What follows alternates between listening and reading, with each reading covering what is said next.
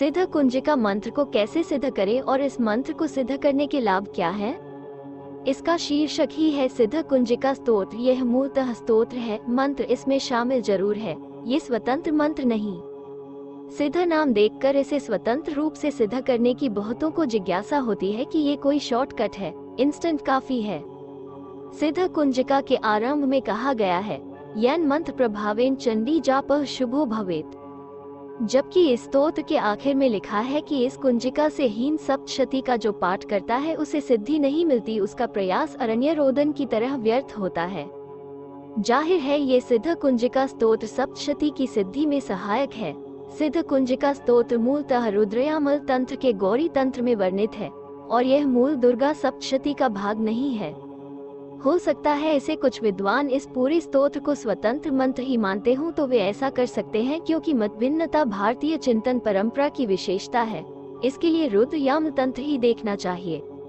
दुर्गा सप्तशती में स्वतंत्र मंत्र तो नवार्ण मंत्र ही है। एक तरह से श्री दुर्गा सप्तशती तो नवार्ण मंत्र की 3 शक्तियों की व्याख्या ही है। 3 बीज मंत्रों के 3 चरित्र इस सप्तशती में हैं, जो इसमें वर्णित साधकों की षडचक्र भेदन की विभिन्न स्थिति के संकेत कभी हैं।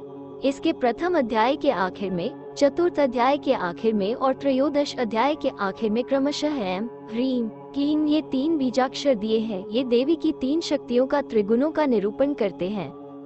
मुझे लगता है कि मंत्र केंद्रित ऐसे सवाल और जवाब जो विशेष उपासना पद्धति की टेक्निक से जुड़े होते हैं, व्यर्थ भ्रम फैलाने में सहायक अधिक होते हैं, समाधान में कम, क्योंकि उनमें तमाम उत्तर सामान्य ज्ञान के उत्साह से अथवा फिर गूगल देव के वरदान से लिखे गए होते हैं। श्रद्धा भक्ति के पाठ, प्रार्थना, स्तुति इत्यादि में और मंत्र में जो ऊर्जा के विशेष पैकेट होते हैं, इनमें अंतर शुरू से ही माना गया है। खासकर शाक्त मंत्र में तो विशेष मार्गदर्शन अपेक्षित होता है।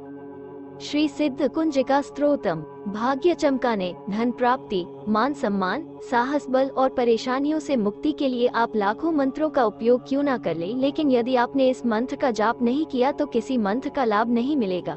श्री सिद्ध कुंजिका स्तोत्रम खुद भगवान शंकर के मुख से निकला है। भोले शंकर ने माता पार्वती को ये स्तोत्र सुनाया था। ये अत्यंत गोपनीय मंत्र है जिसे बिना किसी को बताए जपना चाहिए। वैसे तो श्री सिद्ध कुंजिका स्तोत्र अपने आप में ही सिद्ध मंत्र है। 108 दिन लगातार इस मंत्र का जाप करें। यदि 108 बार नहीं कर पा रहे हैं तो नवरात्रि के दौरान तीनों वक्त यानी सुबह, दोपहर और सांयकाल इसे सिर्फ सुनने मात्र से ही ये सिद्ध हो जाता है। सिद्ध कुंजिका मंत्र का अभ्यास किसी भी शांत वातावरण या शांत कमरे में स्वच्छ और ढीले वस्त्र पहनकर किसी भी मुद्रा में बैठ जाएं। जो लोग जमीन पर नहीं बैठ सकते हैं तो ऐसे लोग कुर्सी, सोफा आदि पर बैठ जाएं। सबसे पहले 10 बार सामान्य रूप से प्राणायाम करें, लंबी गहरी सांस लें और छोड़ें। फिर अपने आज्ञा चक्र यानी दोनों नेत्रों के मध्य में ध्यान करते हुए सिद्ध कुंजिका मंत्र का जाप करें। आप सिद्ध कुंजिका मंत्र का मानसिक जप करें और आपकी आवाज बाहर नहीं आनी चाहिए जब मंत्र जाप कर रहे हो तो।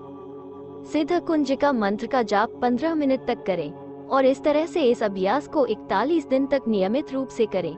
इसके बाद आप देखेंगे कि सिद्ध कुंजिका मंत्र के चमत्कारी प्रभाव से आपकी मनोकामना जल्दी ही पूरी होगी और इस तरह आश्चर्यजनक परिणाम देखकर आप चकित हो जाएंगे। सिद्ध कुंजिका स्तोत्र के 2 भेद है, एक रक्षात्मक तथा दूसरा घातक। रक्षात्मक पद्धति में कोई भी सिद्ध कुंजिका स्तोत्र का पाठ कर सकता है। इससे उसको एक रक्षा कवच मिलेगा और वो शत्रुओं व परेशानियों से बच सकता है। ये प्रयोग सिद्ध है। इसके लिए गुरु दीक्षा अथवा विशेष साधनों की आवश्यकता नहीं है। हालांकि इसमें भी आसन, मुहूर्त आदि का विशेष महत्व होता है। दैनिक पूजा में आप इसका जाप नित्य कर सकते हैं।